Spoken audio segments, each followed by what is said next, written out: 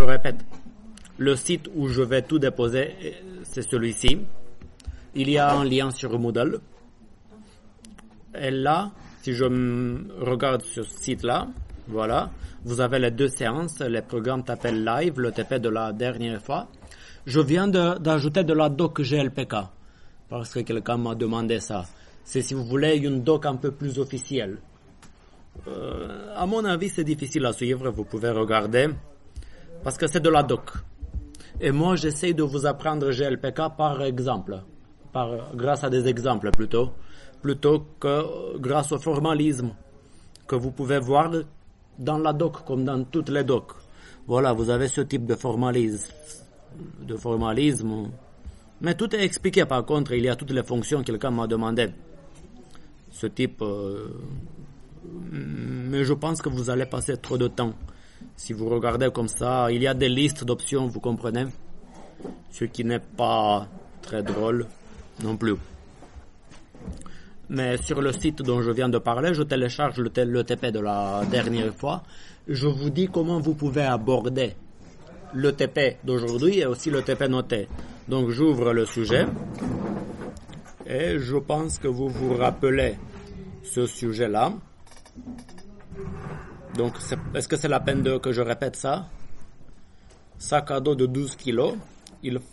Chaque article peut être sélectionné une fois ou deux fois ou pas du tout. On n'a pas le droit de prendre plus de 3 articles. On vous a dit de faire soit sous Julia si vous voulez, soit sous GLPK. Quand vous êtes majoritaire en GLPK, je continue en GLPK. Comment il faut s'y prendre, à mon avis? Je vous donne un avis. Vous allez sur cette page-là. Au niveau du TP noté, vous allez avoir le droit de consulter cette page. Vous pouvez consulter des programmes Tapé Live pour avoir une base ou regarder aussi les slides. Donc ici, je reviens sur le sujet de TP. J'ai un nombre de variables. D'accord? On peut résoudre ce problème soit grâce à un tableau de variables, vous me suivez, soit grâce à 5 variables individuelles. Qu'est-ce que vous préférez, vous? Faites les deux. Je démarre d'abord avec un nombre de variables, une variable pour chaque article, et par la suite, vous allez voir la version avec un tableau. D'accord? Donc, déjà, ce petit problème va nous permettre de faire un peu le tour de plusieurs fonctionnalités importantes de GLPK. Donc, voilà. On peut partir des programmes Tapé Live ou même des slides où c'est un peu expliqué. Si je prends les slides que j'ai fait la dernière fois, par exemple, vous trouvez très facilement le premier programme GLPK. Le plus simple, c'est celui-ci. D'accord? Et nous, on va avoir un truc similaire, mais avec plusieurs variables. Je démarre, comme vous m'avez dit, avec cette approche-là, la plus élémentaire, si vous voulez. Je ne suis pas un robot, je peux ne pas trop me rappeler les mots-clés. Pareil pour vous, mais du moment où vous avez la bonne référence, on va s'en sortir. Donc, variable comme ça. Donc, je dois déclarer mes variables pour le sac à dos. Il faut vraiment pas hésiter à m'interrompre si vous avez des questions. N'hésitez surtout pas, parce que je sais pas, je vais peut-être trop vite, pas assez vite. Donc, je reviens sur mon problème. Ok, j'ai ça. Voilà comment je vais faire. Mon fichier de code, il est là. Je le mets un peu à droite pour que je puisse avoir les données.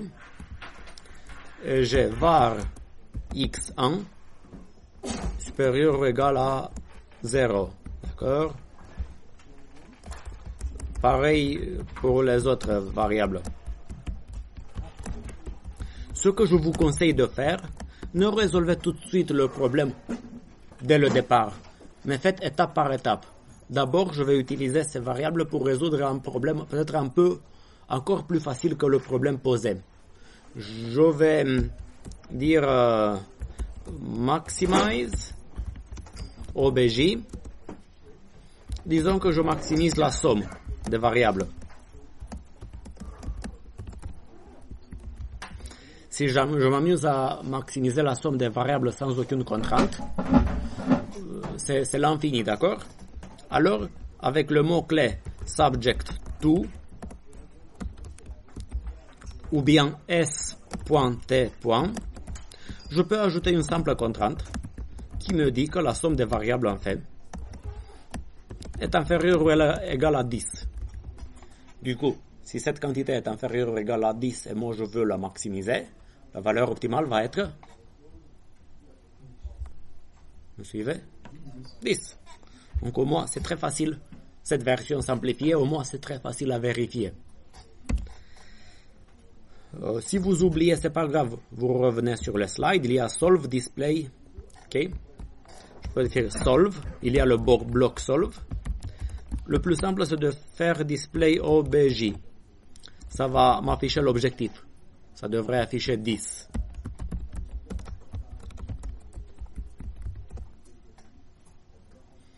Ok, et moi je l'exécute. glp sol-m, le nom du fichier. Voilà. Il n'a pas aimé, c'est bien de voir ça. Regardez, si vous avez une erreur, voilà comment il faut s'y prendre. Il dit... déjà, il dit strict bound not allowed. Ça veut dire bound strict, pas permis. Ça, c'est le nom du fichier exam.mode que je vais déposer en ligne ce soir. Et le 2.1, vous avez une idée de ce que c'est? Qu'est-ce que ça peut être? C'est la ligne. Donc, il nous dit qu'à la ligne 1, une borne stricte sur une variable, sur la variable x1, vous voyez dans le contexte, n'est pas permis. Est-ce que vous avez l'intuition quelle est ma faute ici? Oui, c'est supérieur ou égal. Dans les logiciels d'optimisation mathématique comme ça, on n'a pas de supérieur au sens autre chose que supérieur ou égal. Donc ici, vous voyez déjà l'avantage de connaître un peu la théorie et les algorithmes derrière. Pourquoi il ne veut pas me permettre de déclarer une variable qui est strictement supérieure à 0? Ce type de logiciel ne gère pas ce cas de figure parce que disons que je lui donne x supérieur strictement à 0 et par la suite je lui demande de minimiser x. Qu'est-ce qu'il peut faire? S'il minimise x avec la contrainte x strictement supérieure à 0, je ne sais pas, il doit renvoyer un truc qui doit converger vers 0 mais c'est pas 0. Ce type de raisonnement de concept, ça n'existe pas dans le cadre de nos algorithmes. Donc, oui, il peut y avoir des logiciels qui peuvent donner ce type de réponse, mais dans le cadre de ce qu'on fait, non, pour l'instant, non. Ouais. Et là, j'exécute de nouveau. Là, il a sauté à exam.mode ligne 7. Ce qu'il faut faire, c'est symbolic name missing or expected. Un non symbolique n'est pas bon. Et là, il donne le contexte. Contexte de points. L'erreur, en fait, d'habitude, elle apparaît à la dernière chose affichée au niveau du contexte. Ça veut dire tout ça, c'est bon. ST, c'est bon. Mais si vous voulez, il a échoué. Il a trouvé une erreur sur le 2 points. Moi, je sais ce que c'est. Qu'est-ce que j'ai écrit? Il y a espace en tant que tel, c'est mieux, mais ça va pas résoudre complètement le problème. Il faut donner le nom de chaque contrainte, on doit la nommer sous GLPK. J'avais oublié. Donc là, je lui donne un nom bidon. C, par exemple. Donc là, vous voyez, pour moi, c'est difficile de faire le coup, parce qu'à partir de ce moment-là, je vous comprends, vous avez un TP noté, vous avez intérêt à faire de votre mieux, mais je ne veux pas non plus en même temps faire un cours sur la syntaxe.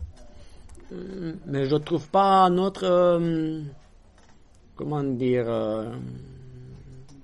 je trouve pas le juste milieu, parce que si je fais pas de syntaxe, j'ai pas de logiciel. Si je fais que de la théorie, ça reste stérile parce qu'on résout aucun problème. Donc j'essaie de couvrir un peu tout dans la mesure du possible, donc la syntaxe fait partie du jeu. malheureusement. Donc je l'appelle C. Là, il a réussi. Là, il affiche des choses à lui. Ok, que c'est pas nécessaire pour l'instant. Mais il dit qu'il y a un display à la ligne numéro 9. Et ici, il a affiché obj.val égale 10. Donc la valeur, c'est 10. Ça veut dire que j'ai déjà une structure de code qui est correcte. À la place de display, vous pouvez aussi utiliser printf. Si j'écris printf anti/n deux fois, il va sauter deux lignes. Voilà, il a sauté deux lignes pour que le display soit plus clair. Donc, ça c'est la trame de base d'un programme GLPK. Comme ça, c'est clair, je pense. Alors, je dois continuer pour avancer sur ce problème-là. Chaque article peut être sélectionné au maximum 2 fois. Okay? Je vais écrire inférieur ou égal à 2, comme ça. Si vous avez des doutes sur une chose, comme moi, je ne suis pas un robot, mais je dis de mémoire, je peux l'écrire comme ça. Mais des fois, peut-être qu'il veut un espace, peut-être qu'il ne le veut pas, peut-être qu'il veut point, virgule, autre chose. Si vous avez un doute, vous faites comme ça. Vous testez tout de suite. S'il n'y a pas d'erreur, ça veut dire qu'il a accepté. Du moment où il a accepté, je peux m'amuser et mettre la même chose partout. Grâce à mon logiciel, je le fais tout de suite. Par la suite, mes variables doivent être de quel type? Si je sélectionne des articles. Ça doit être entier. De mémoire, en fait, je suis sûr, on ajoute le mot-clé int. Mais vous comprenez, des fois c'est int, ça peut être integer, il peut vouloir une majuscule. En fonction du langage que vous utilisez, quoi que vous faites en programmation, les mots-clés, vous pouvez vous tromper au début. Pareil, je mets un int. Voilà, il a pas, ça n'a pas aimé. Oui, dis-moi. Vous aviez mis que la variable inférieure ou égale à 2. Oui. D'accord. Est-ce que cela ne va pas être un peu trompeur parce que c'est comme si la variable est comprise entre 0 et 2. C'est ça. C'est ça ce que je veux. Parce que chaque article peut être sélectionné 0 fois, 1 fois ou 2 fois. Et pour chaque article, j'ai une variable. Si j'ai bien compris la question.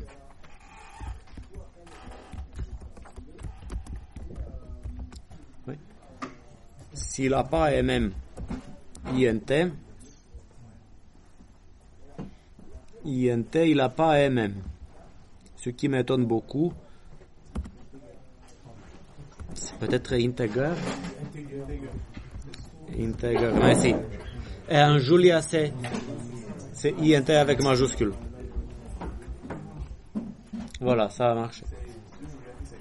Oui. Virgule, integer. Et je l'aime. Ok. Et par la suite, grâce à ça, je vais m'amuser à modéliser le problème qui m'intéresse. J'ai plus la somme, mais je vais noter les articles de gauche à droite, du haut vers le bas. Ça veut dire au niveau de l'objectif. J'ai 9 x1, vous comprenez, l'article en haut à gauche, plus 2 x2, plus 10 x3, 10 c'est l'article en bas à gauche, plus 3 x4, ok, vous me suivez, et ça c'est le dernier, c'est l'article en bas à droite. Pour faire simple, j'écris la contrainte, ouais, ça fait partie du jeu, essayez de bien aligner le code, ça va être plus clair. Parce que je vois que le 9, il va correspondre à 8, vous comprenez? C'est l'article en haut à gauche. Ici, je mets les poids. D'accord? Et je peux nommer la contrainte pour que ce soit lisible. C'est poids. C'est tiré du 8 poids. Et comme ça, ça se voit. 8 fois x1 plus 1 fois x2 plus 5x3 plus 2x4 plus 4x5. Merci beaucoup. Et g inférieur ou égal à 12. Le capacitaire 12. Solve. Printf objectif. Printf display obj.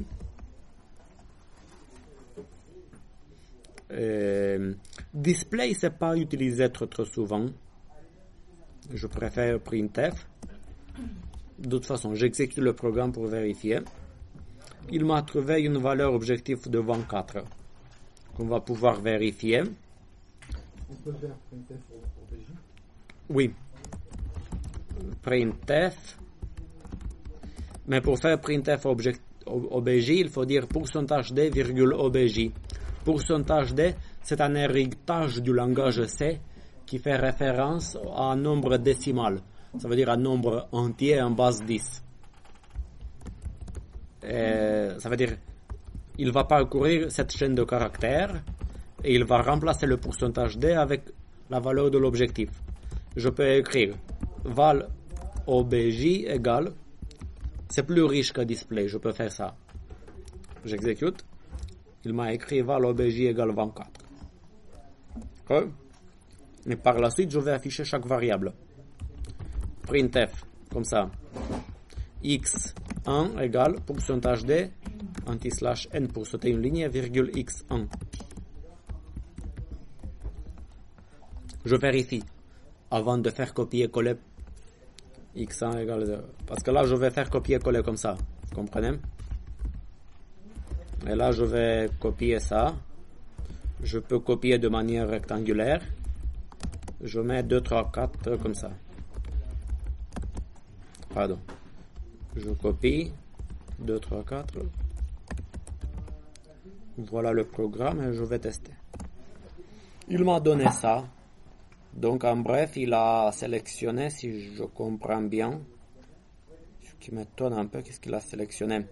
Les deux articles en bas à gauche, si vous voulez, 2 fois.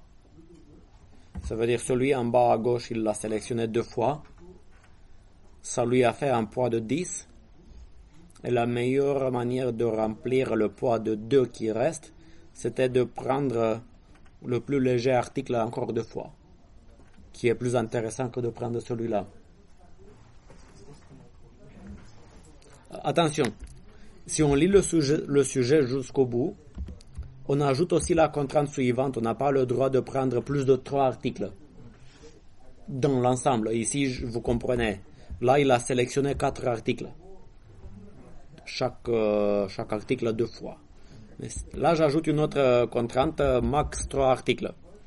J'écris s.t, max 3, je l'appelle comme ça, max 3a, max 3 articles. Et ici, j'ai tout simplement x1 plus x2 plus x3 plus x4 plus x5 inférieur ou égal à 3. C'est ça. Je regarde ce qu'il dit. Voilà. Il a sélectionné, il a perdu de 24 à 23. Il a toujours sélectionné l'article en bas à gauche qui est le plus intéressant. Mais après, il a rempli les 2 kilos avec l'article en haut à droite. Donc, vous voyez comment ça marche. Donc, j'ai ça. Et voilà la solution.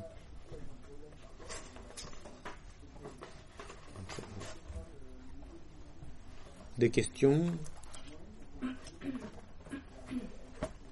C'est bon? Après, je vais passer à la version du problème avec des tableaux. Pour ne pas utiliser 5 variables séparées, mais un seul tableau de variables. Si on utilise un tableau, on peut facilement passer de 5 articles à 10. Parce que le modèle reste le même en essence. Vous suivez? Qu'est-ce que vous faites si vous êtes face à ce cas de figure? Vous revenez sur les slides où... Oui? Peut-être que je n'étais pas là, quand vous avez débuté, est-ce que vous aviez écrit le modèle mathématique correspondant? Non, je suis passé directement au modèle GLP Sol. L'avantage, c'est que le modèle mathématique, en bref, finalement, le modèle mathématique, c'est ça, finalement. C'est pour ça que je me suis permis de sauter ça. Mais je vous ai demandé ça dans le sujet, un peu pour vous aider à faire étape par étape. Mais là, je suis passé directement à ça. Et donc, j'ai ça. Là, il faut utiliser des tableaux. C'est normal, vous ne maîtrisez pas ça si vous faites pour la première fois GLPK. Pareil, vous suivez les slides, vous pouvez les imprimer. Vous sautez Julia, sauf si vous travaillez en Julia. Et quelque part, je pense que j'ai dû donner un exemple de tableau. Voilà ici. Et vous voyez qu'une variable tableau, elle est déclarée comme ça. Ça veut dire que je vais avoir x de 1 à n pour n égale 5. Et on écrit l'objectif comme ça, des contraintes comme ça. Et comme ça, on affiche les choses, comme ça, on donne les données. Ça va être plus clair lorsque j'écris moi-même à partir de 0 le nouveau programme. Vous me suivez? Donc, je vais ouvrir un fichier qui s'appelle exo1 tab.mode.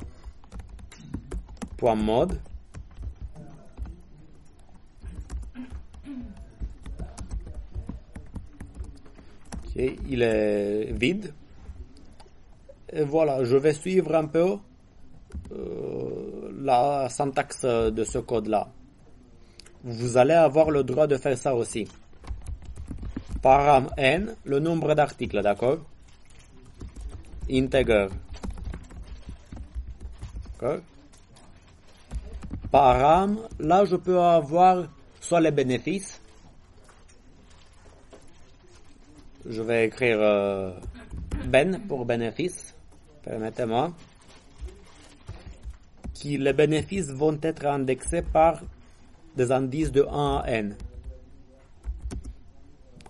Si je mets integer, ça veut dire que j'oblige chaque bénéfice, chaque prix doit être entier. N'hésitez pas à me couper la parole. J'ai param poids. Pareil de 1 jusqu'à n. Vous me suivez? Integer. Comme ça, j'oblige la zone de données d'utiliser que des poids entiers. Var x de 1 jusqu'à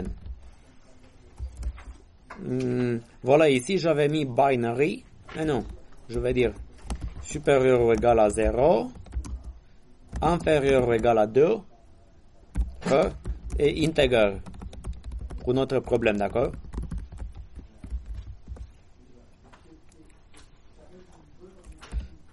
Après, je vais avoir maximize. Voilà comment on écrit la maximisation d'une somme. Vous regardez ici. Vous avez le droit de regarder ça. Maximize obj de point somme avec i. Désolé, j'ai pas fait Julia parce que vous êtes très minoritaire. Vous et votre collègue là-bas. Moi, pas de problème, ça tourne. Très bien. Donc ici, je vais avoir les bénéfices. Bénéfice de i fois xi. Vous voyez cette logique? Si je prends l'article i, je me retrouve avec un bénéfice ben de i. Je vais avoir une contrainte s.t. Je l'appelle poids max, poids m, poids, je sais pas. Je vais avoir une somme similaire. Ça va être une somme de poids. Poids de i fois xi, vous comprenez. Inférieur ou égal, vous récupérez le poids du sac à dos qui est 12. Ça doit être ça. Il manque encore une contrainte, on va l'écrire après. Parce que mon premier objectif pour ce genre de programme, c'est d'avoir un petit programme qui tourne.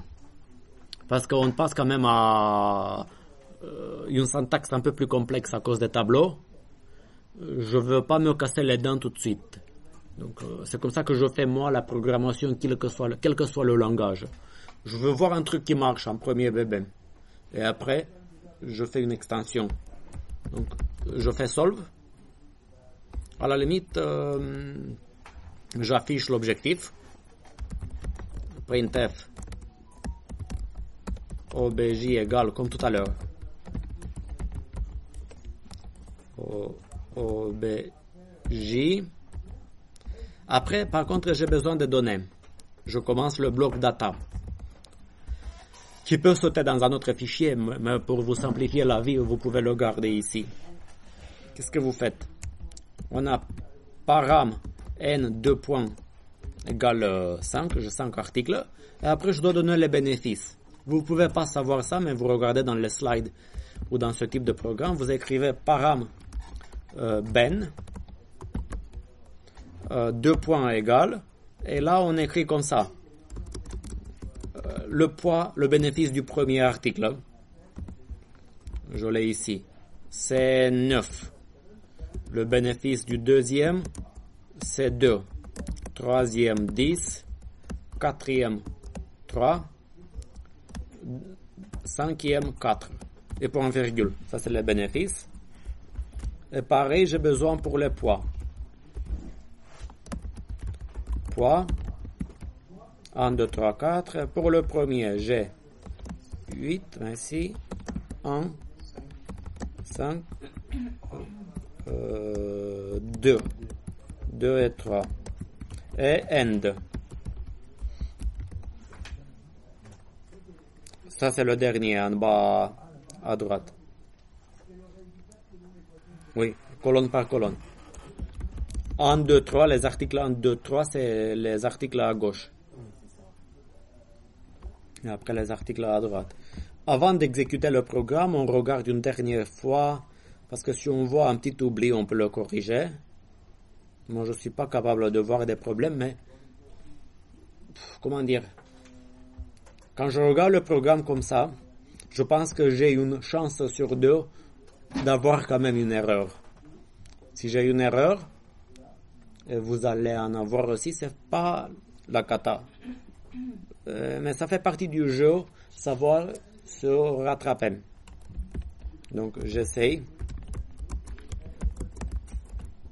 Voilà, problème. Poids déclaré plusieurs fois. Il me dit. Ligne 6. Step poids. C'est aussi un paramètre. Ah, bien vu. Donc je vais écrire bien vu. J'aurais pu passer plus de temps que ça.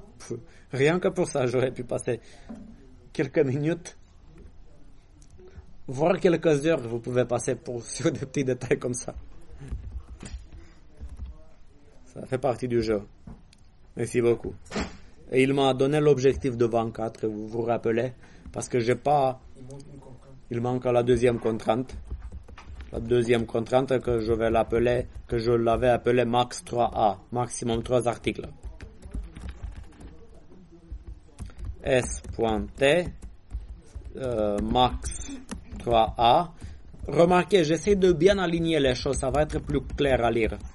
J'ai fait exprès d'avoir un nom qui rentre de cette manière-là, qui est aligné de cette manière-là, parce que on voit que pour chaque contrainte, il s'agit d'une somme. C'est très facile à faire copier-coller, vous voyez. Et ici, je peux même écrire comme ça, xi inférieur ou égal à 3. Je pense que c'est très très lisible d'aligner le code comme ça.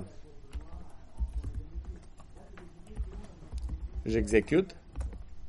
Si on est arrivé à 23, c'est déjà bon signe. Et il manque l'affichage de chaque article de la solution. Je peux faire ça, juste pour voir. Si je m'amuse à faire ça, après l'objectif, j'affiche ça. Qu'est-ce que je dois faire? Je parle plus de x1, x2, x3, x4 comme ça. Oui, donc on va passer à xi. Mais si je veux pas de xi, vous comprenez la correspondance. C'est la même variable que tout à l'heure, sauf que là, je les appelle avec des crochets. Je peux faire ça, juste pour vérifier. C'est la même solution. Et après, je veux passer, au lieu de l'afficher comme ça, je l'affiche dans une boucle. Si j'ai bonne mémoire, vous écrivez for i in pour chaque i de 1 à n. On exécute ça, si j'ai bonne mémoire, xi ici. Si j'ai bonne mémoire, si ça ne tourne pas, on va essayer de rattraper notre erreur et au pire, on regarde les slides. En principe, toute la syntaxe dont vous avez besoin, vous devriez pouvoir trouver la réponse dans les slides. Même si, je répète, j'ai mis une doc en ligne. Okay. Vous avez une doc GLPK sur le site, sur ce site-là. Il y a aussi une doc. Si ça, vous faites comme vous préférez. Si vous aimez la doc, vous utilisez la doc. Sinon, il suffit de parcourir les exemples de programmes que vous trouvez dans les slides, ou bien les programmes que j'ai mis en ligne, et vous trouvez tout ce qu'il faut.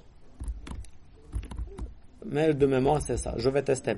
Oui? Les mêmes liens et autres sont disponibles sur le Moodle aussi? Oui, en fait, sur Moodle, j'ai mis que ce lien-là, qui vous renvoie ici. J'ai pas mis les supports de cours directement sur Moodle. Sur Moodle, il n'y a qu'un lien. Sur cette page-là. L'avantage de cette page-là, que c'est très très ouvert. Si vous oubliez vos identifiants Moodle, vous l'avez. Si des gens qui ne sont pas inscrits, je ne sais pas pour quelle raison, tombent ici, ils peuvent trouver des infos. Donc je continue. J'ai ça, là, j'exécute. Voilà, il a fait l'affichage. C'était bon. Par contre, c'est pas en série, il a pris X1 partout. Ah, vous allez me dire pourquoi il a écrit X1. Printf X1. Ouais, j'ai écrit X1. Ouais. Qu'est-ce qu'il fait? Lui, il a écrit cette chaîne de caractères, mais il remplace le pourcentage D avec XI. Ici, je ne peux pas écrire X1. Vous comprenez? Je ne peux pas écrire XI. Qu'est-ce qu'on fait? C'est la même astuce avec pourcentage D. J'écris pourcentage D. Et ici, je mets I, XI. Vous comprenez ce qu'il fait? Il fait quoi? Le premier pourcentage D, ici. Oui, j'écris comme ça. Il va le remplacer avec la valeur de I. Vous comprenez? Le deuxième pourcentage D, j'écris comme ça, je ne sais pas comment faire. J'espère que vous comprenez. Il va le remplacer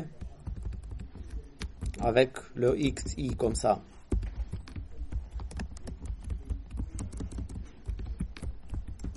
Vous comprenez la logique dont je parle ici? Le pourcentage D, le premier c'est remplacé par I, le deuxième par XI, d'accord?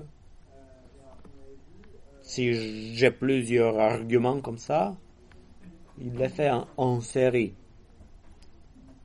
C'est bon ce que je veux dire? C'est peut-être pas trop clair. C'est bon? Donc c'est ça la logique. Et là, il a réparé la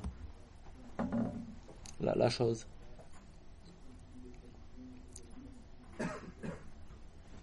Oh, d'accord? Vous savez, rien que ça, vous avez la syntaxe presque pour tout ce qu'il vous faut. Pour le TP noté ou pour le TP d'aujourd'hui. Vous avez presque tout dans ce petit exemple. Presque. Parce que du moment où je peux utiliser un tableau, du moment où je peux maximiser, ajouter des contraintes, lui donner des données. Oui?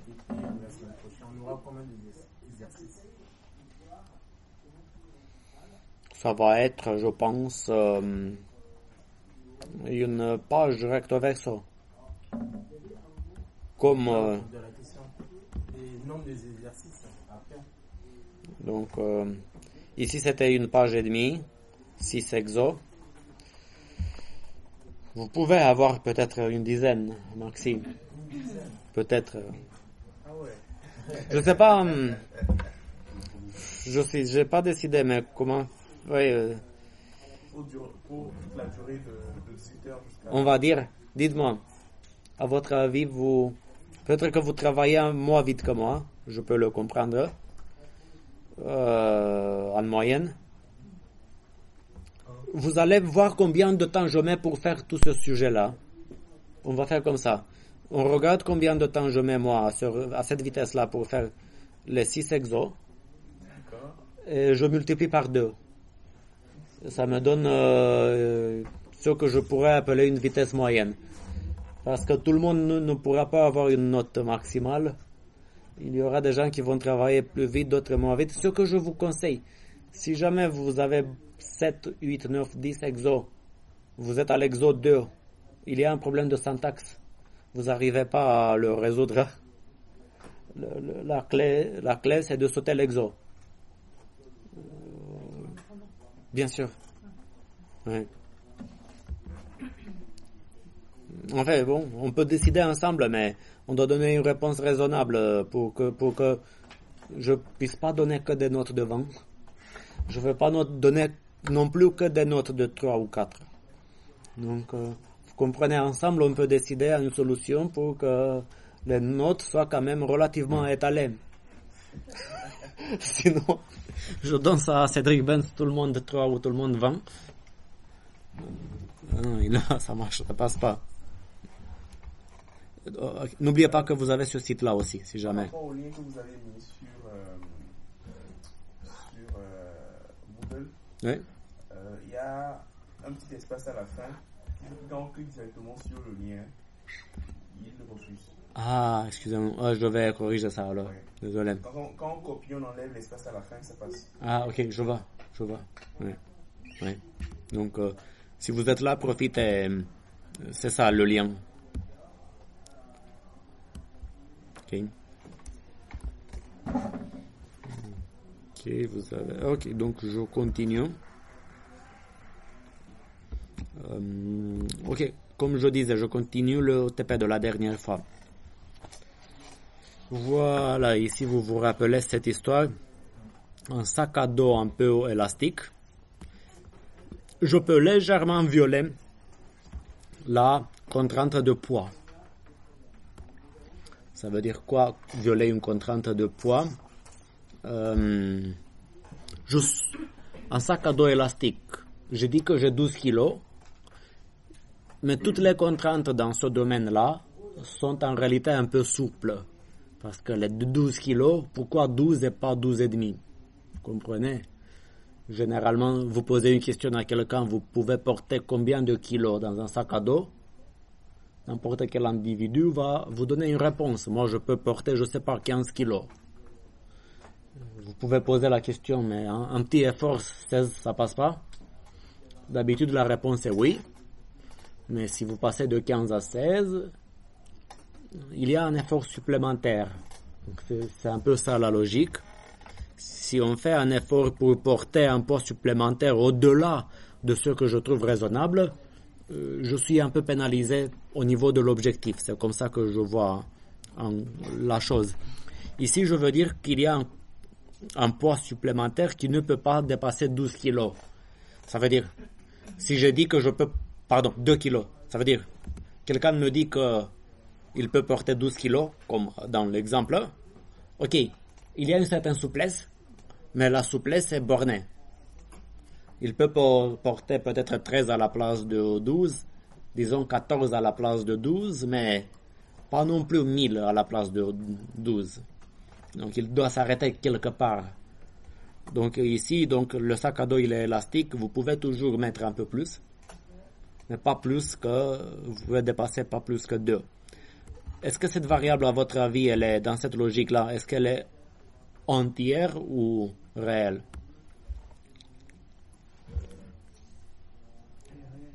Doit être réel.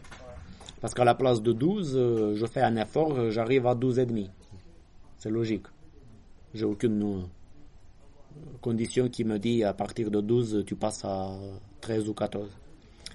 Et le bénéfice est diminué de 0,1 .c. Ça ne peut pas être réel parce que toutes les valeurs sont entières. Non, pas les valeur La somme euro des et deux. euro. Oui, tout ça c'est entier, les valeurs des poids et des bénéfices, vous voulez dire. Oui. Mais cette nouvelle variable élastique, elle peut être réelle.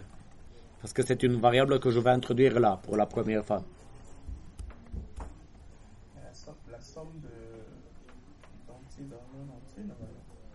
Ah, je vois ce que vous dites. Ah oui, les poids sont entiers. Oui. C'est le point qu'il met en avant. Comment on peut... La somme d'un entier. Oui, vous avez raison. Si les poids sont entiers, l'élasticité va toujours mener à un poids total qui sera toujours entier. Oui. Oui. Mais vous comprenez, oui, bonne remarque. Mais si je passe, oui, vous avez raison, oui. Mais vous comprenez, si je m'amuse à oublier que les poids doivent être entiers, là c'est plus le cas. Et dans ce cas-là, je peux m'amuser à donner des poids avec virgule. Comme ça. Donc j'appelle une variable var c supérieur ou égal à 0 et virgule inférieur ou égal à 2. Je suis à exo 2. La contrainte de poids, donc, vous comprenez ça là, ça veut dire comment je vais travailler la contrainte de poids. En fait, je remplace le 12 par 12 plus l'élasticité. 12 plus C.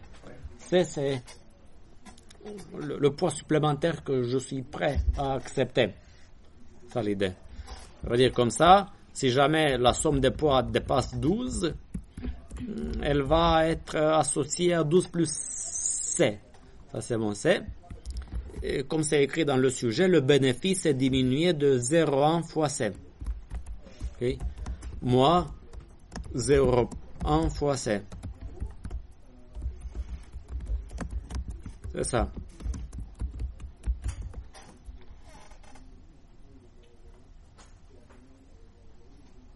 Okay, ça devrait être plus ou moins correct.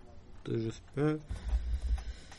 Après l'objectif, je peux afficher C. Ici, je vais utiliser pourcentage G ou F. Je mets F et je mets C. Ça, c'est l'élasticité. Voilà. Ça, c'est un héritage du langage C. En C, pourcentage F, ça veut dire nombre flottant. Vous pouvez aussi mettre G. Ça, c'est le genre de question où, au pire, si vous ne savez pas trop, vous pouvez regarder la doc, mais vous allez passer un peu de temps pour chercher dans la doc, mais dans la doc que j'ai mise en ligne, je pense que si vous cherchez, vous comprenez, le site ici, DocGLPK. Mais c'est ça le problème avec la doc. Dans la doc, vous trouvez des listes de paramètres, de listes de fonctions, tout ça. Il faut bien chercher. C'est peut-être plus utile ChatGPT. Mais s'il vous plaît, si vous utilisez ChatGPT, ça m'embête beaucoup. Il n'y avait pas de ChatGPT il y a 3 ans. Ce que je vous conseille de ne pas faire avec ChatGPT, ce qu'il ne faut pas faire, à mon avis, ne commencez pas en faisant un copier-coller du sujet que vous donnez en entier à ChatGPT. Vous voyez ce qu'il répond et vous modifiez. Parce que si vous faites ça, je risque de me trouver avec toute la classe qui me donne vraiment la même solution. Et je vais m'en rendre compte et vous ne travaillez pas votre créativité. Vous allez tous finir avec plus ou moins la solution donnée par ChatGPT. C'est vrai que si jamais je trouve ça, je vais être vraiment obligé un jour, j'avoue, c'est pas le cas aujourd'hui, de passer par l'administration réseau pour vous interdire ChatGPT parce que si vous me donnez que copier-coller de ChatGPT, copier-coller amélioré de ChatGPT, moi qu'est-ce que je peux faire avec ça parce que ChatGPT va marcher jusqu'à un moment. Je ne peux pas travailler avec ChatGPT parce que ça veut dire que moi aussi je peux partir Je laisse ChatGPT parler pendant 3 heures. Il vous donne du code. Bon, je le dis aussi pour vous parce que je l'ai vu ça dans d'autres TPM. Les étudiants finissent tous par donner presque la même solution, tous. Donc, c'est pas bon ça. Ben bon, excusez-moi pour cet aparté. Donc, je reviens. Oui. Par contre, la question sur le fait qu'elle est entière ou réelle, si la nouvelle variable est entière ou réelle, dans ce cas, vu le sujet qu'a exposé Oui. collègue, quelle est la réponse? Parce que je préfère toujours réelle, donc pour 2 raisons. Elle pourrait être réelle si jamais les points n'étaient pas réels. Et en plus de ça, c'est pour ça, ici on utilise les notions qu'on a appris un peu en cours. Le solveur travaille plus facilement avec des variables réelles qu'avec des variables entières. Donc pour le solveur, c'est plus facile et plus rapide de travailler avec une variable réelle. Si vous avez compris que grâce à la structure du problème, cette variable réelle sera toujours entière, c'est une bonne observation, tant mieux pour vous. Mais pour le solveur, c'est toujours plus facile d'utiliser une variable réelle pour l'algorithme derrière, parce qu'il se rapproche de la programmation linéaire pure. Je ne sais pas si je me fais bien comprendre. Un problème comme ça, il est toujours plus facile en nombre réel. Je ne me fais pas trop comprendre. Vous l'avez expliqué la semaine Oui, dernière. oui, c'est ça. Oui. Oui, c'est pour lui, c'est plus simple. Avec des réels. ça veut dire que celui qui met, est-ce que celui qui met, je donne l'exemple dans le cas du devoir, celui qui met C en integer, est-ce qu'il aura faux?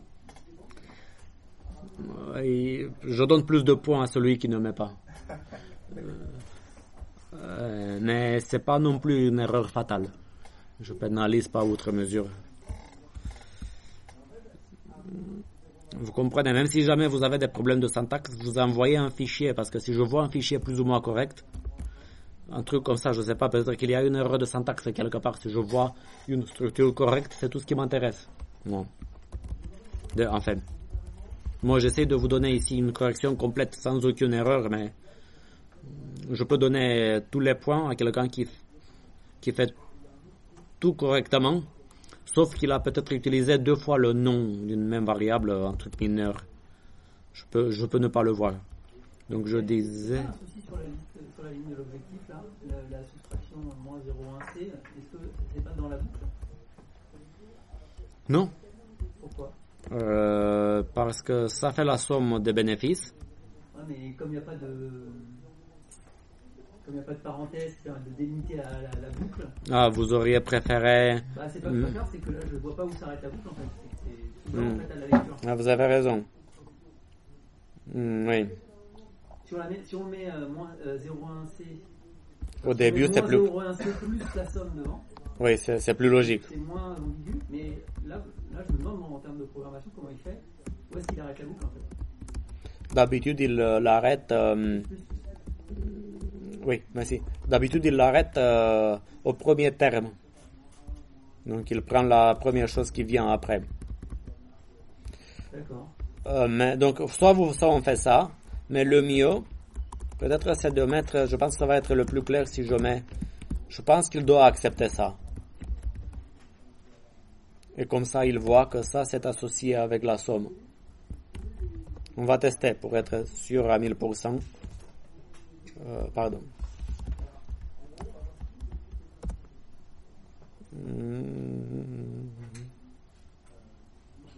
Il n'a pas aimé ça. À l'intérieur. Je dois avouer que je risque de ne pas savoir. Non. Si je ne mets pas du tout, je pense qu'il va le comprendre comme il faut. Là, il a compris comme il faut. Il a trouvé une élasticité de 1. Juste pour voir, après je reviens. Il a pris... Qu'est-ce qu'il a pris? TP. Il a pris cet article-là. 2 fois, je pense, x3. Et après, il a ajouté une fois l'article en bas à droite. D'accord? Cela lui a donné un poids total de 13. Donc, du coup, il paye une élasticité de C. Mais l'objectif, attention, c'est pas bien. L'objectif, je l'affiche en entier. Parce que regardez, quand j'affiche l'objectif, je fais objectif pourcentage D.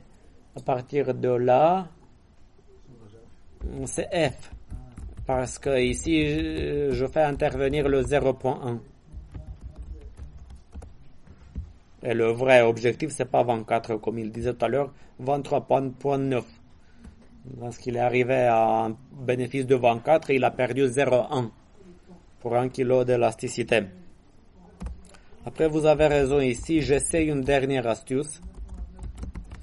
Peut-être, mais sinon, je vais supposer qu'il veut pas.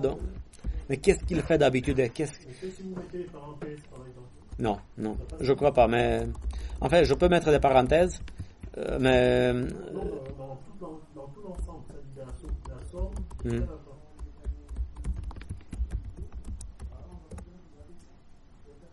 Oui, mais je mets. Oui, vous avez raison, oui. Merci, oui, parfait. Oui, parce que ça l'oblige, en fait. Pour moi, je voyais.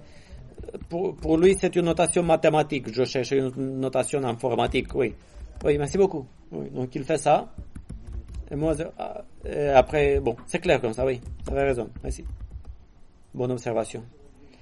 Généralement, dans tous les langages de programmation comme ça, pourquoi il n'est pas toujours nécessaire de faire ça? C'est comme dans un langage comme C++, Java et d'autres. Et quand vous avez, par exemple, j'écris du code Java pour culture générale. Je fais i égale 1. Je sais pas, i inférieur à n, i++. Et ici, je donne une instruction, peu importe. J'écris somme égale somme plus i, un truc comme ça. S'il y a une seule instruction dans le for, pas besoin de mettre des accolades. Si je veux faire plusieurs choses à l'intérieur du for, il faut mettre des accolades comme ça.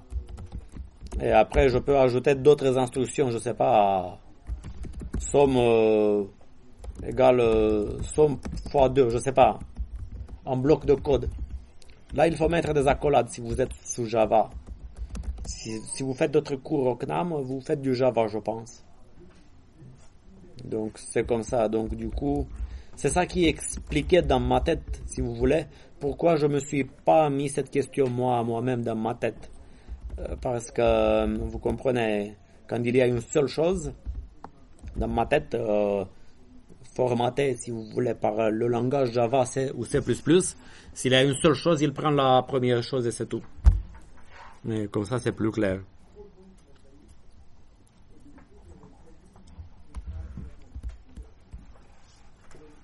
Okay. N'oubliez pas que vous pouvez tester votre code en ligne. Il y avait un problème avec des collègues à vous qui m'ont dit que sur leur installation GLPK, s'ils affichent l'objectif, ça marche pas. Mais ça marche en ligne. Donc c'est bon. Parce que quand le code directement,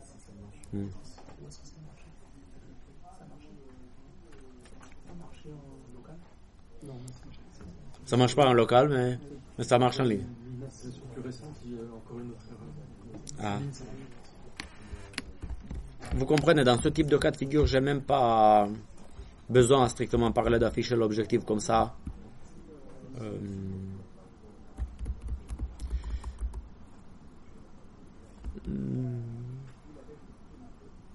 Ce que vous pouvez faire si jamais vous ne pouvez pas afficher l'objectif, je pense que vous pouvez lui donner l'expression de l'objectif. J'essaye. Sinon, je vais regarder plus tard. Voilà, entre parenthèses, vous lui donnez l'expression. Vous lui donnez l'expression de l'objectif. Si jamais il ne veut pas afficher OBJ, vous pouvez essayer ça. Vous comprenez ce que j'ai fait?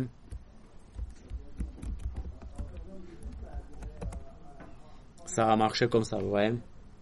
Vous remplacez OBJ avec l'expression de l'objectif au niveau de l'affichage. Comme ça, vous affichez l'objectif, d'accord?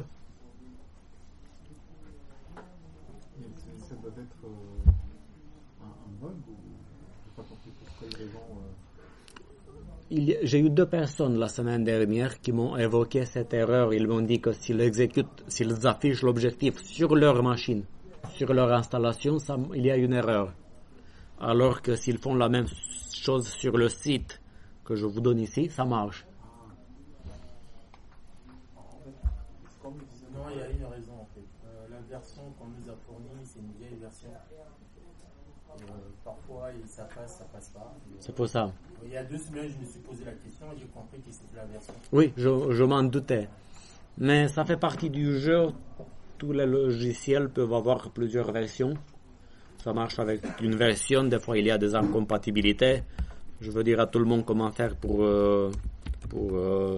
surmonter ces différences entre les versions. Et je pense que je vais m'arrêter pour l'instant à la première page du sujet de la semaine dernière. Avant de faire une pause, j'ai ces articles-là. Il y a les 3 articles à gauche, 1, 2, 3. On considère que les 3 articles à gauche ont un volume de 5 litres et les articles à droite un volume de 4 litres. Donc là, j'ajoute une nouvelle contrainte. Le sac à dos a une capacité de volume de 12 litres. On veut résoudre le nouveau problème avec cette contrainte. C'est pas trop compliqué. Vous ajoutez. Donc là, je passe à exo3.mode. J'ouvre exo3.mode. Comme j'ai les poids, j'ajoute les litres. D'accord? Comme là, vous avez le droit de faire copier-coller. Les poids ou les litres, c'est des données de même nature. Je copie la liste de poids et je vais sur les litres. D'accord? Qu'est-ce que ça dit? Les 3 premiers articles avaient un volume de 5 et les 2 derniers de 4, c'est ça.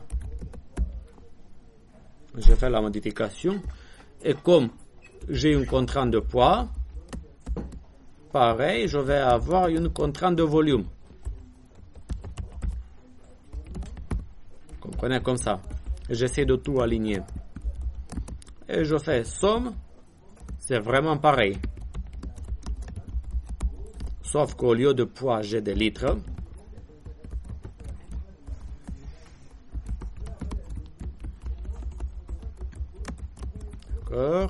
Inférieur ou égal à toujours 12. Mais j'ai plus l'élasticité au niveau des litres. Je regarde la consigne encore une fois, 12 litres, d'accord? Pas d'élasticité ici. Et ça, c'est le nouveau problème. Le nouveau programme. Bon, ça commence à grossir un peu, mais si vous m'avez suivi dans la logique, vous avez ce qu'il faut.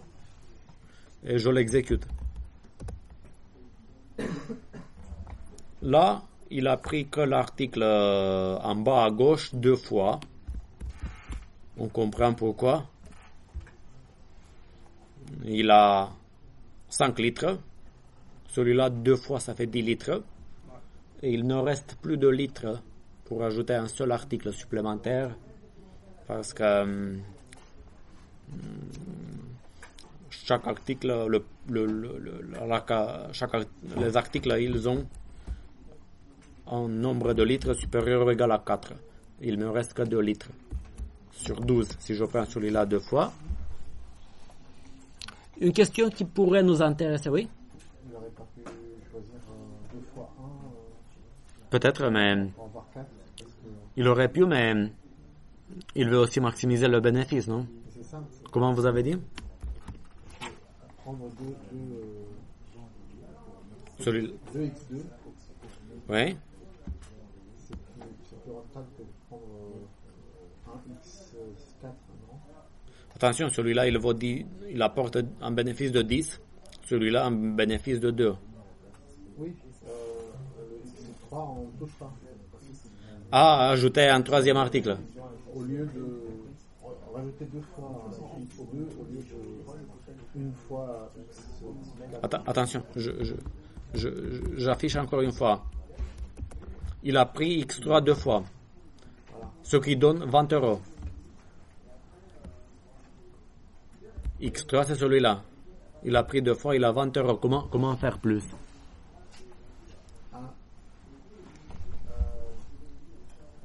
Limite, c'est pas 12 litres. Oui. Il a choisi Oui, mais les articles à gauche, ils ont un volume de 3 litres et les articles à droite un volume de 4 litres. Si vous prenez celui-là une seule fois, par exemple, pardonnez-moi l'expression, vous buvez 5 litres. Oui, oui. Qui ça paye pas trop parce que Par litre, ok. au niveau des litres, vous perdez 5 litres pour 2 euros. J'en ai que 12 litres. C'est pour ça qu'il a fait ça. Une question intéressante là, c'est au niveau de x. Si on enlève integer, ça veut dire quoi? Si j'enlève integer, ça veut dire que je suppose que mes articles peuvent être réels, fractionnaires. C'est comme si c'était du blême. Donc je peux prendre en moitié d'un article, un tiers d'un autre. Là, on était à un objectif de 20. Si je laisse mes articles en nombre réel à la place de entier, l'objectif, qu'est-ce qu'il va faire?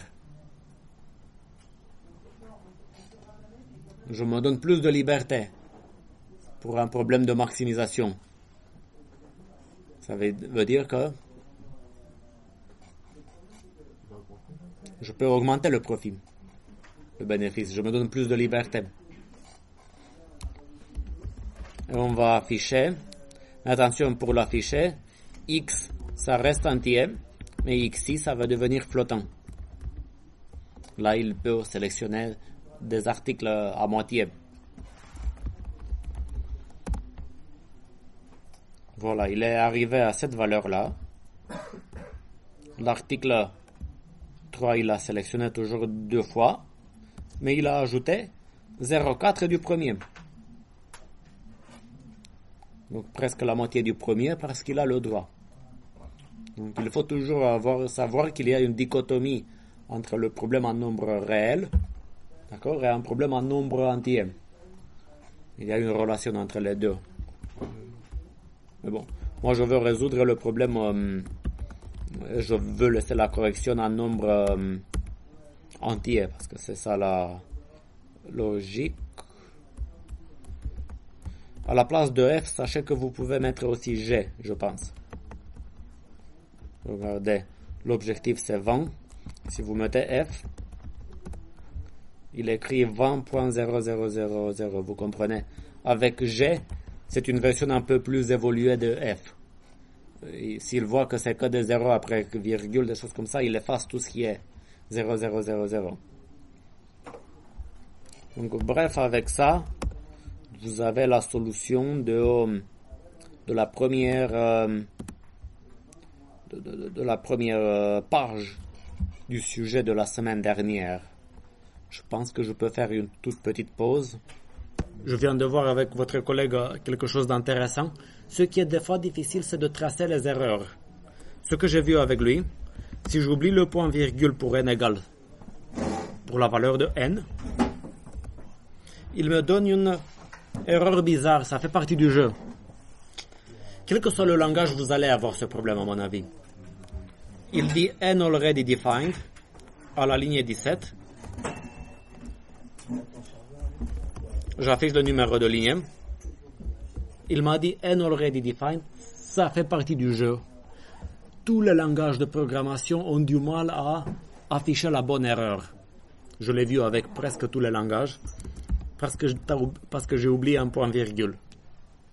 Ça fait partie du jeu, mais pour vous en sortir, lorsque vous exécutez, donc ligne 17, il donne le contexte, vous allez au niveau du contexte jusqu'au bout.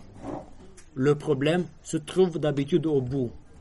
Ça veut dire, ici, je peux comprendre qu'il a un problème avec le mot-clé param. Et param, ça vient juste après le 5, il voulait un point virgule, c'est comme ça que je l'ai compris, parce que j'ai su regarder ici. Mais ça fait partie du jeu. On a du mal à trouver d'où vient l'erreur. Okay. Alors je continue le TPM. Je passe à la deuxième page du TPM. Voilà, là c'est pas plus complexe que ça, mais ici on peut comprendre la logique d'un programme linéaire à nombre entier en deux variables.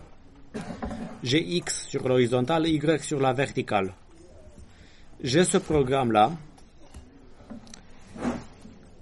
Si vous avez des questions ou quelque chose, vous me dites. La première contrainte, c'est x plus y inférieur ou égal à 5. Est-ce que vous voyez pourquoi c'est celle-ci? Parce que j'ai x plus y inférieur ou égal à 5. Et cette ligne-là, elle représente quoi? Elle représente l'ensemble de solutions qui vérifient cette contrainte-là avec égalité. Ça veut dire les points les plus serrés. Et ici, vous avez sur cette ligne-là, x plus y est égal à 5. Par exemple, sur ce point-là, j'ai x égale 0 et y égale 5. Ici, j'ai x égale 2, y égale 3. Vous comprenez? Ici, j'ai x égale 4 et y égale 1. Et cette flèche-là m'indique que ma zone réalisable se trouve à l'intérieur de ce rectangle, à l'intérieur de ce triangle. Vous me suivez? En même temps, j'ai la deuxième contrainte, qui est celle-là. Je ne refais pas des exemples, mais vous pouvez vérifier. Par exemple, pour si je prends ce point-là, qu'est-ce que j'ai ici? J'ai x égale quelque chose et y égale 0. Si j'ai y égale 0, et cette contrainte est vérifiée avec égalité, et si j'ai y égale 0, ça veut dire que je reste avec 10x égale 45. Ce qui me fait x égale 4,5. Je l'ai. Comprenez? Et ici, vous allez trouver y égale 45 sur 6. Est-ce que vous voyez un peu ce graphique? Il place le problème. Sauf que, contrairement à ce qu'on fait avec Madame Keda de la programmation linéaire, l'objectif final, c'est de le résoudre en nombre entier. Mais on passe d'abord par le problème en nombre réel. Le problème posé à l'exercice 4, c'est de trouver la valeur optimale de la fonction objectif en nombre réel, mais je ne veux pas utiliser de solveur. C'est un peu la méthode graphique que vous avez fait avec Madame Kedat, mais je vous dis déjà, la solution optimale se trouve ici, à l'intersection des deux contraintes.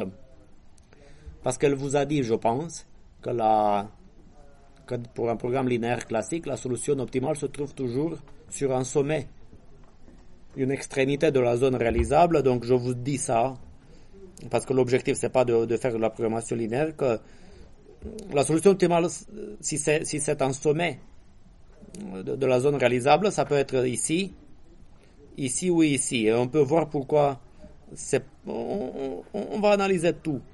Il n'y a pas de problème là. Je vais ouvrir mon fichier, je passe à exo 4.txt. J'écris comme ça. Donc si jamais vous avez des exos qui ne nécessitent pas du code, vous écrivez comme ça. En fichier .txt. Ici. Qu'est-ce que j'aime? La solution optimale doit vérifier ces deux contraintes avec égalité. Ça veut dire, si vous voulez, j'ai x étoile. J'écris plus l'étoile. C'est x étoile plus y étoile, si vous voulez, égale 5. Et 10x étoile plus 6y étoile égale 45, d'accord? On est d'accord. Bon, je suis dans un problème d'algèbre. Ok. Comment je peux résoudre ça? Je remplace x égale 5 moins y, d'accord? je prends cette deuxième contrainte où je remplace 5 moins y étoile. J'espère ne pas faire de faute de calcul. Et j'ai ça. Donc ici, ça me donne 50 moins 10 y étoile plus 6 y étoile égale 45. Par simplification, j'obtiens 5 moins 4y égale 0. J'ai enlevé le 45 qui, ou bien comme j'ai égal à 0, ça veut dire que 5 égale 4y étoile, ça veut dire y étoile égale 5 plus sur 4, d'accord? 1,25, ça a l'air crédible. Y c'est vers le haut, vous me suivez? Bon, même si vous suivez pas toute l'algèbre ici, bon, vous voyez l'idée, je pense, je le pense et je l'espère. Et x, il est 5 moins ça. Donc j'ai mon y. Oui, donc x, il est 5 moins 1,25, merci, qui donne 3. Ça a l'air crédible. Ça, c'est la solution que je viens de trouver moi-même. D'accord? Pour qu'on puisse un peu où on se situe. Et là, comme je sais que la solution optimale, c'est sur un sommet de la zone réalisable, ça veut dire, soit c'est ici, mais ici vous avez 0. Quel autre sommet vous avez? Ici, j'ai x égale 4,5. Donc, si vous voulez, je vais appeler x prime. X, comment dire, solution 2, si vous voulez, j'ai x égale 4,5, y égale 0, avec une valeur objective de 5 fois 4,5 égale, pour ne pas me tromper,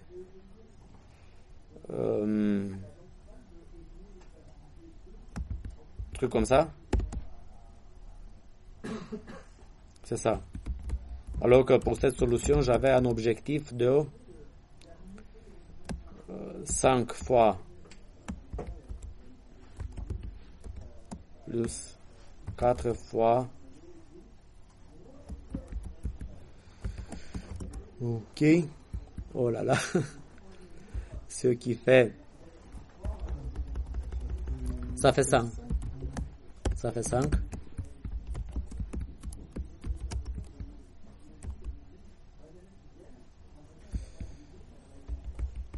Bon, laissez-moi au moins tricher avec ça. J'ouvre, j'ai ma fenêtre ici. J'ai un programme. Dans la console, je lui envoie le calcul. Comme ça.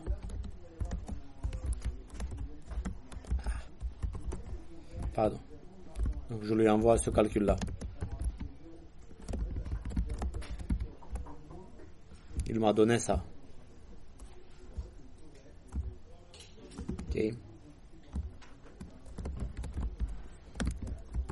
Ce genre de truc, vous utilisez une calculette à la limite, d'accord? Regardez, ça, j'ai évalué cette solution-là. Et l'autre, si vous voulez, solution 3, ce que je disais, c'est x égale 0 et y égale 45 sur 6. Ce qui me donne un objectif de 4 fois 45 sur 6.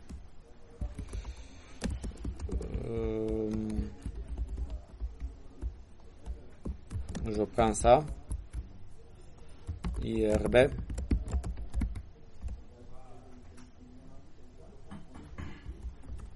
Juste pour être sûr. Oui, ça m'a donné...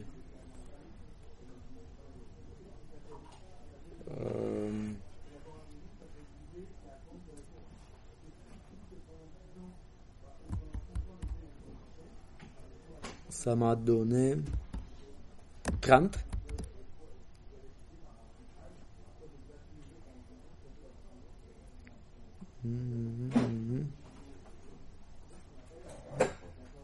C'est crédible. Si c'est crédible, ça veut dire que c'est ça la solution optimale.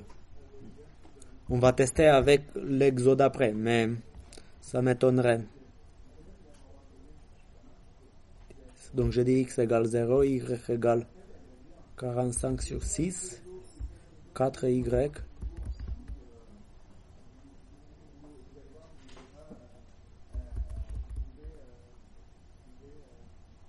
Ah, j'ai parlé, à vous de corriger l'erreur. J'ai parlé trop vite, excusez-moi. Ici, j'ai pris solution 2, j'ai pris que c'est celle-là. Donc ça c'est solution 2 dans mon truc. D'accord? Pour solution 3, j'ai pris 45 plus 6 parce que j'ai pris l'autre bout de la contrainte 2. Je viens d'évaluer ici la valeur optimale de ce point-là, si vous voyez ma souris.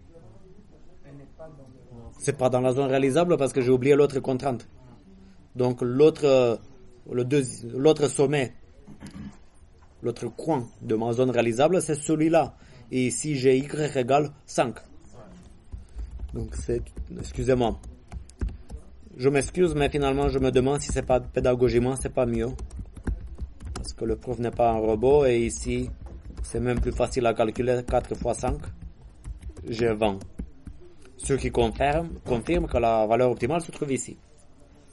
Donc, pour ce x et ce y. Donc, ça veut dire 1.25. Ok, ça c'est x, y. Je viens de faire exo 4. Vous auriez des questions?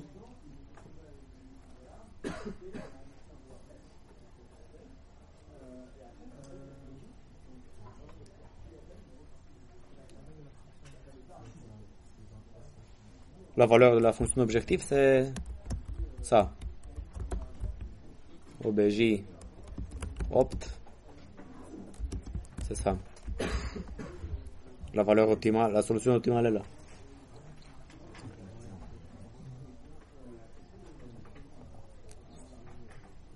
Je suis là pour des questions.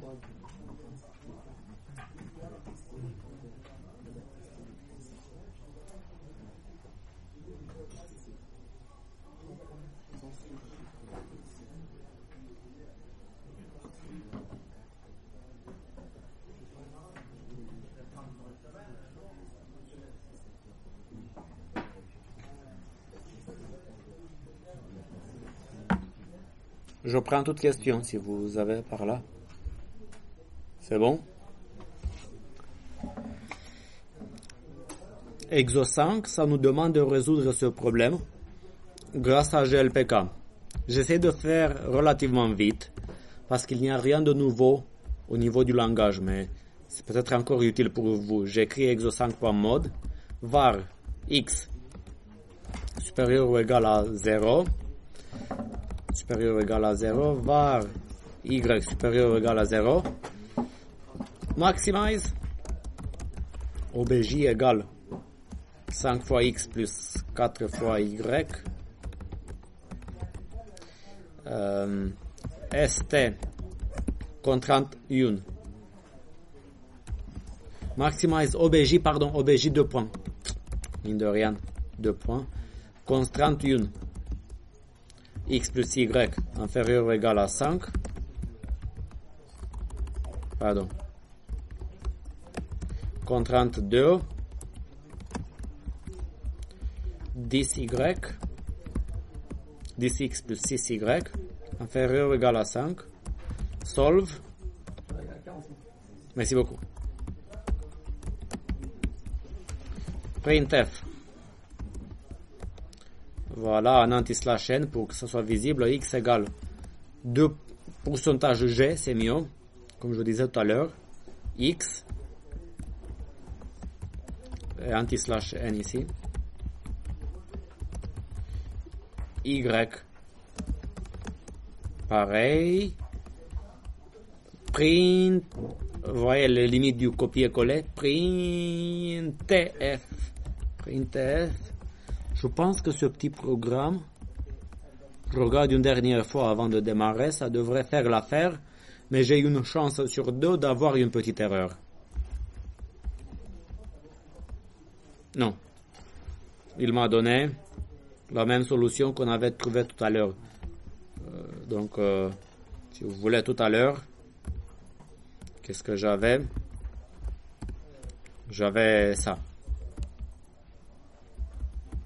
Ok. Les deux solutions, en sens inverse, d'abord le Y après le X, c'est ça? Donc ça confirme que mon calcul était correct. Des questions?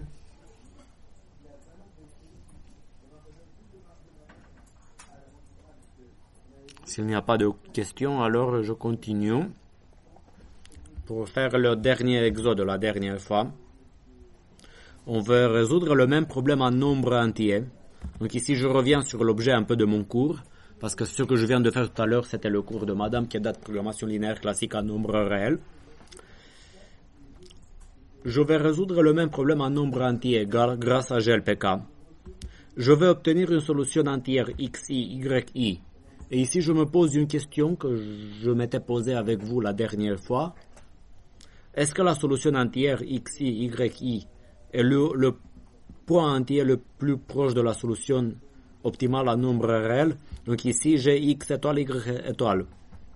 Ok? Quelles sont les solutions en nombre entier? C'est celle-là. X égale 3, y égale 2. Et aussi celle-là, ici, regardez. Je vais zoomer. Ce point-là, c'est pas réalisable ici. Ça va pas. Donc là, vous comprenez à quel point, si ce point était réalisable, j'aurais eu de bonnes chances à trouver la solution optimale en nombre entier là-bas.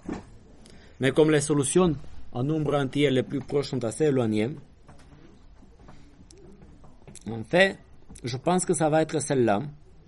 Mais à strictement parler, le point entier réalisable le plus proche du point vert, c'est ici. Ouais. Donc on va vérifier, mais déjà, ça c'est sûr, c'est pas ça la solution optimale en nombre entier, parce que ici j'augmente y, donc je gagne. Donc j'écris exo6.mode. Pardon, donc je copie le même programme.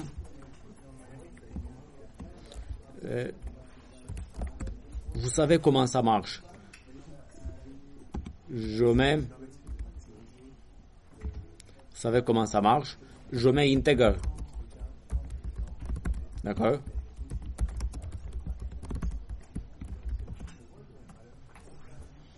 Je suis là. Je regarde ce qu'il dit. 3, 2. Il a sauté ici. C'est logique. Mais, vous comprenez que c'est pas direct. Résoudre ce problème en nombre réel, c'est autre chose. Quand vous résolvez un programme en nombre entier, qu'est-ce qu'il fait? Il trouve d'abord la solution en nombre réel. C'est pour ça qu'il dit d'abord Optimal LP Solution Found. Ça veut dire solution LP, ça veut dire programmation linéaire en nombre réel. Et après, il va faire un arbre de recherche. MIP, ça veut dire Mixed Integer Programming. Il joue sur des entiers. Et là, à un moment donné, il affiche Tree is empty. C'est l'arbre de Branch and Bound qui est vide, comme l'arbre de Monopoly que j'ai fait avec vous. Derrière, il utilise ce type d'arbre, c'est là, et il dit Integer Optimal Found. Donc, de toute façon, quand il a d'abord trouvé la solution optimale, et après la Integer Optimization begin. Oui.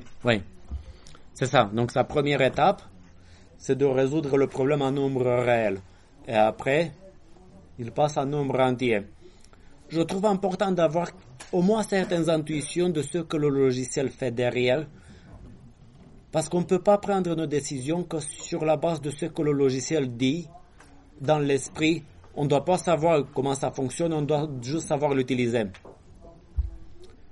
Une fois quand j'ai fait mon passeport, ma photo de passeport, j'étais devant le policier.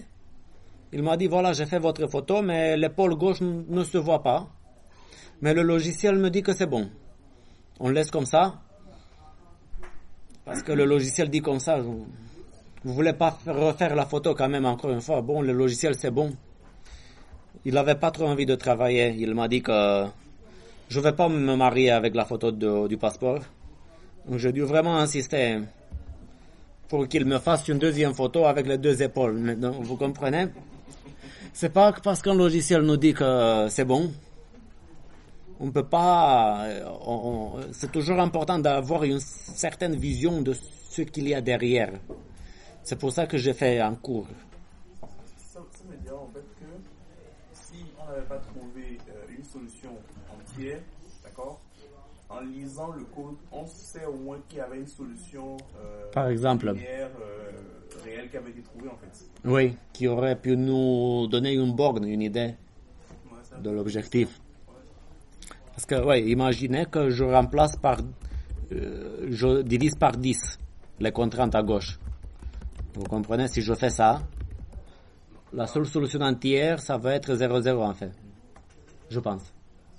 Parce que j'ai tout déplacé. J'ai tout serré au maximum.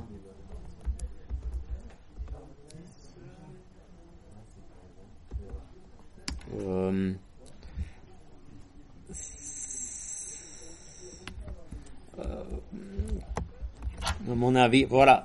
Ce que le logiciel dit ici, à mon avis, ça fait pas de sens. Il veut dire qu'il n'a pas réussi. Il a trouvé la solution. Il n'a pas réussi. Il a trouvé la solution à nombre réel. Et Integer Optimization begins. Regardez, on ne peut pas se fier qu'au logiciel. Mais bon, bref, il veut dire qu'il n'a pas réussi. Je vérifie un peu ça, mais... Non, le second, vous l'avez divisé par 100. Pas Oui. Par 10. Ah, ouais, mais bon. Oui, même... Oui. Pareil, parce qu'il ne trouve pas de solution. Ça c'est... Vous voyez, tout logiciel peut avoir des erreurs. Mais quand il dit qu'il y a une erreur dans un fichier .c, ça veut dire que c'est dans l'implémentation qui est faite en C du logiciel GLP-Sol. Ce que je pense qu'il a fait, même moi j'ai pas de certitude totale, quand il a regardé les deux contraintes et quand il a fait la résolution en nombre réel, il a fait une sorte de pré-traitement qui l'a amené à virer des contraintes. Et là je dirais que c'est vraiment une erreur de logiciel de ce type-là. Mais là, Ouais. il y a Optimal Solution Found. Oui, mais avant Integer. Dans la précédente, Oui, le précédent prompt qu'on a eu, oui. il avait mis LP. Solution found. Donc ici, le réseau. Non. En fait, Oui, avant vous avez raison. Integer Optimization Begin, Oui, oui, il a mis LP. oui, Quand on a fait, c'était LP Optimization. oui. Je le fais, oui. Il avait Optimal LP Solution Found. Est-ce qu'il y a une différence entre les deux? LP, ça veut dire un nombre réel. Ça, c'est Integer après. Mais un nombre réel, il n'a pas trouvé. Un nombre réel, il a trouvé. Mais à vrai dire, c'est pas normal qu'il ne trouve pas. Un nombre, même avec ça, il aurait dû trouver une solution. Est-ce que si on enlève les intégrants, on peut regarder si c'est... Oui. Résoudre au moins. Il doit faire ça, sinon c'est bugué. Là, il arrive. Donc, il trouve la solution LP. Mais ici, du fait qu'il n'y a pas de solution entière, ça l'a fait buguer. C'est ça. Voilà. Pardon? Oui. Ouais. Hein, ça va pas. 0,0, c'est une solution réalisable. Ça va pas du tout. Non, bien sûr, ouais, excusez-moi, non. 0,0. Juste pour tester si je lui donne un truc un peu plus large. Juste pour voir. Vous allez partager avec nous Le programme et la vidéo aussi. Vous allez avoir accès à la vidéo. Donc là, il a réussi avec un peu plus large. 6, bon, mais à partir d'un moment, il peut plus. Moi, ça fonctionne avec 0. Chez vous, ça a fonctionné? C'est peut-être comme ma version de GelFSol que j'ai pas mis à jour depuis plusieurs années. Bon, au moins, ce qui m'intéresse ici, c'est le programme de départ, comme ça. Non, ça fait partie du jeu. Je répète, on ne peut pas se fier qu'au logiciel. On doit avoir une certaine compréhension de son fonctionnement et de ses limitations. Et l'erreur, ça fait partie du jeu. Voilà, je peux dire que j'ai fini la correction du TP de la dernière fois.